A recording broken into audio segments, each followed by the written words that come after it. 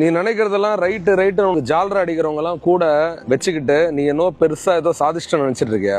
உண்மையா சொல்றேன், நீ பண்ணது எவ்வளவு பெரிய தப்பு, பண்ணிட்டு இருக்குது எவ்வளவு பெரிய தப்புன்னு உன் மனசாட்சிக்கு தெரியும். கூட உன்னை காரி துப்புற உறவு உன் கூட இருந்துச்சு அப்படின்னா நீ உண்மையா சொல்ற எங்கேயோ ஒரு இடத்துல தப்பிச்சுப்ப.